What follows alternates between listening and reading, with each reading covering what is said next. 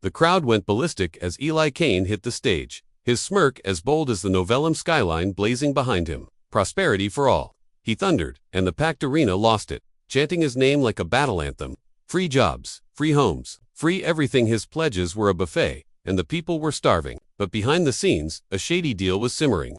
One that'd drive home the brutal truth. There's no such thing as a free lunch.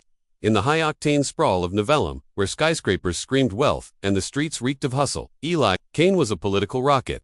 Just a year ago, he was a scrappy labor organizer with a voice that could wake the dead. Now, he was the People's Unity Party's golden boy. His campaign mantra, prosperity for all, free and just, slapped on every drone ad and viral vid in the city.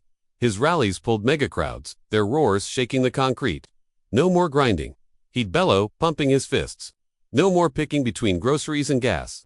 Who could say no to a free lunch in a city where most were barely getting by? But in the sleek, cigar-hazed back room of the Capitol Club, Novellum's power players weren't hyped, they were plotting. Marcus Dre, the city's political shot caller, swirled his bourbon and sized up his crew of suits. Eli's a loose cannon, he growled, dangling utopia, and the masses are eating it up, but every giveaway's got a catch. Dre nailed it. Eli's campaign was juiced by millions from the Horizon Collective, a sketchy group that bankrolled his ads, rallies, and slick social media blitz.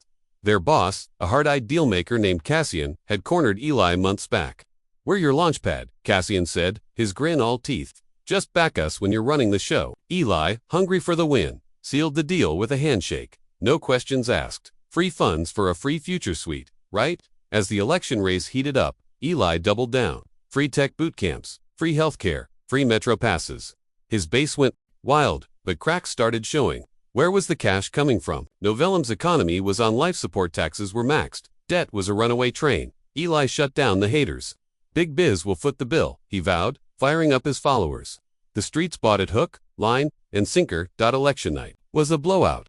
Fireworks ripped through the sky as Mayor Kane swore in a new era. But Cassian's words echoed like a warning shot. Loyalty. Eli, don't flake. Weeks into his gig, Eli was holed up in his high-rise office, staring down a budget that screamed red flags. His free plans would tank the city by summer. He hit up Cassian, voice tight. "You said you'd bankroll this." Cassian's tone was ice-split. "We are, but we want the city's trade ports, tax breaks for our companies, and a grip on your inner circle. Small price for your big talk." Eli's stomach dropped. This wasn't a win, it was a setup. He'd traded his clout for a cage, and the invoice was in. "The people won't roll over for this," he shot back. Cassian's laugh was pure venom. "The people, they wanted a free lunch. Eli, now they'll choke down what we serve." Eli tried to clap back, leaking Horizon's demands to the media, but the elites, cozy with Horizon, spun him as a flop. His supporters, hooked on the freebies, turned savage when he floated cuts. "Sellout," they raged, torching streets and trending "Kane is over." In a last-gasp move, Eli dropped a bombshell expose on Horizon's whole game during a live stream. The city went into meltdown.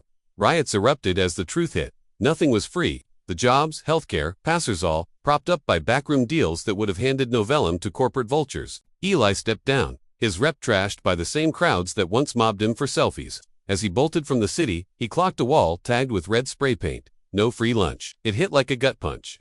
The people wanted a rock star, but all they got was a reality check.